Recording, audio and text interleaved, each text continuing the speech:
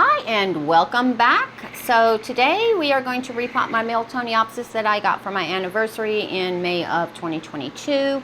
The plan was to leave her in the pot that I purchased her in until her 4 growths that she has coming matured. However, I watered her about a week and a half ago and went to check to see if she needed water yesterday, and the top looked dry, but then when I removed some of the media to get further in, it was wet.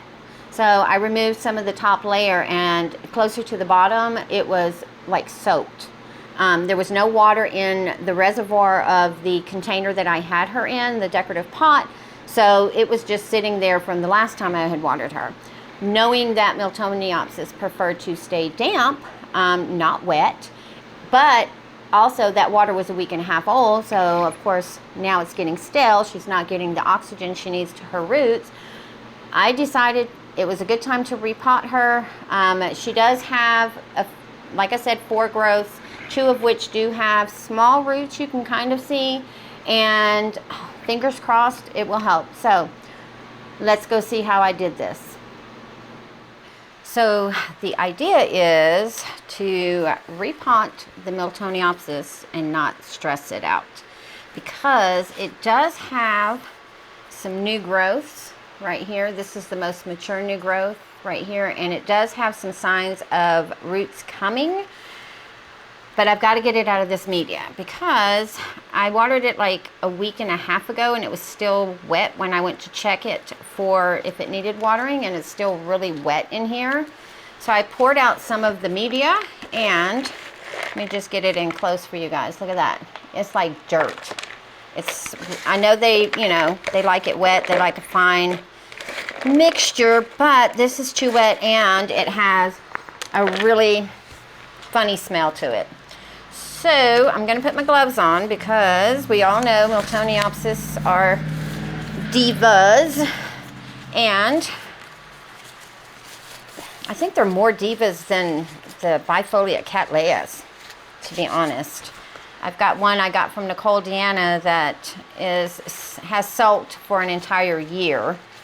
Hasn't declined, but it has sulked. So I'm going to kind of squeeze the edge of the pot a little bit, and there will probably be the sphagnum moss or cocoa coir or some kind of a plug in there that we don't want, and there's probably 2, which I've said before. I am going to kind of hold them both together, and we're just going to shake it out here and see what we've got. Yeah, look at that. Look how bad that looks. That just is yuck. And it is actually 2 of them to make it look like a bigger plant. So we will tackle one at a time. And I am just gently, yep, there's the plug, sopping wet. So I'm just going to gently tease the roots. I'm not rubbing on them, just gently teasing some of this off of here. And then we will, and it's the little sponge stuff that they put in there. I am going to repot them back together into a more shallow pot in small bark, and I'm going to show you guys the bark that I found. I have recently repotted my male star in it, and she's doing really well in there. So it is a fine grade bark, and it's not a bad thing. I found it at Lowe's. All right, so I'm going to finish cleaning this up, and then we will be right back. But just to show you see that plug in there? And some of the roots have grown into it, so I have to be really, really careful. Be right back. Okay, so this is the second piece, and I'm pretty sure I probably got to these just in time because, as you can see, the bulbs are starting to look kind of black. And I think it's because that plug was just keeping it way too wet and damp against the bulb. Because with these, you want to place them so that they're right above the media, but where the roots will go directly down, because they don't block the air too much. And this one doesn't have that many bad roots. The bulk of them are right here, so I'm just going to cut it off as a clump So for those of you who cringe like I do sometimes with a bunch of roots cut at one time, close your eyes. 1, 2, 3, and it's over. You can open your eyes again. And that one is pretty good. All right, so I'm not going to mess too much because I will need something to anchor it. These are pretty good. I'm not going to insist on getting all of the bark or anything off. I am going to spray her down with the hydrogen peroxide. Then I'll take them to the sink after they've fizzed for a while so that I can rinse as much off as I can of this old media, because oh my goodness, it is starting to go over. It has a very sour smell. It doesn't have a damp smell, it smells sour. So I think that coir that was in there, or it's like a sponge really. Like, it's not the usual like the cocoa coir stuff, it's more of a sponge. So I think it's one of those seedling sponge that a lot of growers use to move their plants on. So let me get them rinsed off and we will come back and see what we're going to put them in. Hopefully the pot that I've picked will work, because let me show you guys real quick, and I'll test it before I come back, but I was kind of hoping to put it in this because it's got those nice ventilation holes. It's got a nice cone at the bottom. You can see it in there. And this way it allows lots of airflow. And I'm going to set it in a decorative tray that'll have a little water to help with that humidity that the Miltoniopsis prefer. I almost bought another Miltoniopsis. I was at the garden center, Nick's Garden Center, that I like to frequent quite a bit, and I'm just going to take this leaf off because if you look in there, it's already starting to show some signs of rot, and it's detached on that one side already. But it said Miltonia on it. Luckily it was in bloom, and now that I am aware of the difference in leaf color and the fact that a Miltoniopsis like this only has one leaf that comes out of the top, as opposed to the Miltonia that has 2 in the center. And don't let this right here fool you. This right here will not mature. I've seen this on the Miltoniopsis that I got from Nicole Deanna too. So it has to be a nice full middle leaf. All right, so they finished fizzing, so I'll go wash them off. And I think I'm going to take this bottom leaf off as well because it is a little rotted. I'll take it off and show you guys what I mean. And I'm being very gentle and cautious because I do have some root activity right there, but do you see what I'm talking about? And then it's kind of going into the joint. So I want to set her up for the best success where I'm not going to lose her, because her blooms are really, really pretty. They're really pretty. And there's another one that's already come off. Okay. Come on now, don't everybody come off at one time. But anything that looks rotten and sour, I'm going to take it off to set her up for success. But this right here is another growth that she's got coming out. And this is the one that, if you look, she barely has a root coming right down there at the bottom. I'm hoping that that will continue, and then she will go ahead and survive on this one. So she does have 2 new growths on this piece, so hopefully that will work. Now this one, she only has 1. I lied, she's got 2. There's another one peeping out. I forgot about that one. Let me just double check the base of this one. All right, well, let me rinse them and then we will pot them up, and I'll get everything cleaned up as well. Be right back.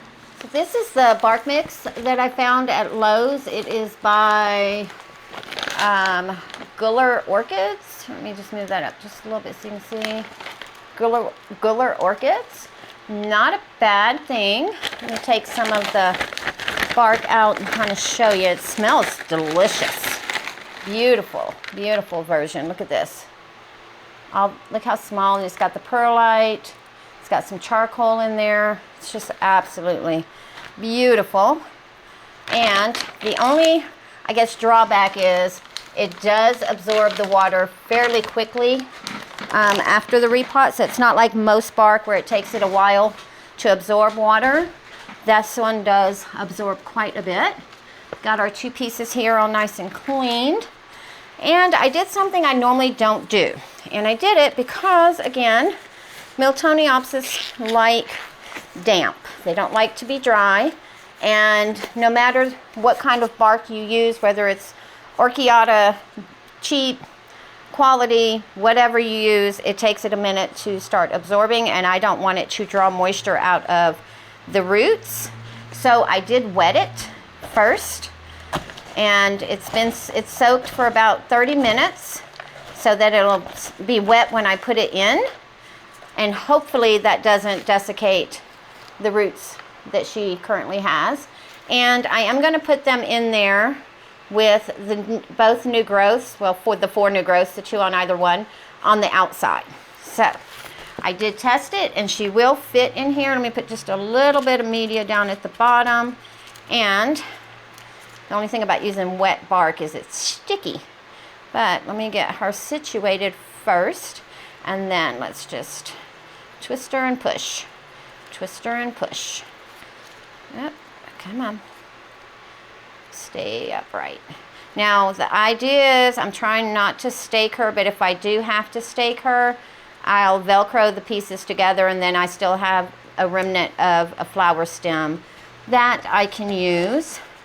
And since this bark is wet, I'm just going to have to gently use my finger, and if I need to, I'll use the name tag as well to make sure that it gets nice in between all of the roots, because as we know, dry media tends to fall in on its own a little bit better, so you don't have to do all this. And I'm not pushing, I'm just kind of gently pressing it down into the roots to get it in between. Let's see, there we go. Now if I can just get this one to go a little bit lower because it is sitting a little too high. There we go. And then I want this root to go down as well.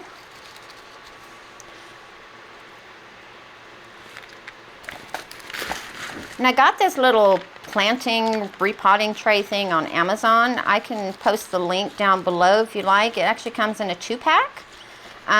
It folds up once it's done. The corners snap. It's been really handy. Okay, now I'm going to pat it down just a little bit if I can. I don't know how much the shaking is going to work, and I probably am going to have to stake them, at least for a little while, until she kind of settles herself in. Like, I have quite the air pocket right here. So what I'll do is I'll just take the tag, and I may have to stake before I do that. Let's see if I can do it without staking it. Let's see, get some in there. And then I'm just kind of squeezing the pot to allow that media to really get down in there. There we go. A little bit more. And I'm pushing on the side of the pot so that I'm not crushing the roots. So if you hear something, that's the media on the side of the pot. So I'm not actually crushing on the roots. I'm just, well, I guess in a way I am, but it's mainly the media that's being manhandled. All right, let's look on this side. Looking good. I've never used wet media other than moss, but I just prefer to use moss damp. I've never used bark wet before, so this is a whole new world for me. Or let me rephrase that. If I have, I don't remember using it. Let's put it that way. It's been so long if I've used it.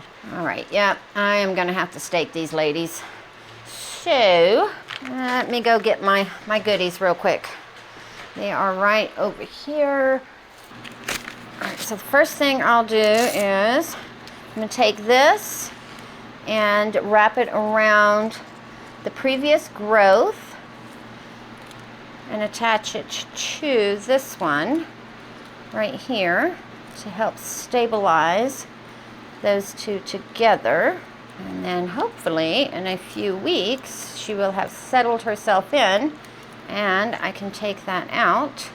Then let me get my clipper I didn't think I was going to have to stake, otherwise I would have been a little more prepared. But get my little clipper here, and I have an old flower spike right here that I'm going to use to hold her up right around there, and there we go. All right, now she's a little more steady in that pot. For those of you who don't know, Trish has a thing about getting her hands dirty, so this is kind of feels weird. Gotta do what you gotta do, don't you, when you're in a situation. And I don't want to waste another glove. This is what we're gonna be doing. Yucky yuck. Anybody else have this thing about touching wet dirt? Like I don't appreciate getting my hands dirty. That's just my... Now if I'm outside gardening, I have no problems getting my hands dirty. But for something like this, which I guess in a way is a form of gardening, but this bark just feels so weird, wet. All right, that is all we're going to do. I'll bring her in. I tried to get her in the center as best as possible. She is a little more on this side with this one, but that's all right. She can stay in here for a couple of years, but as you can see, the media, it looks like an air pocket here, but there is media behind her, and she's in there pretty snug.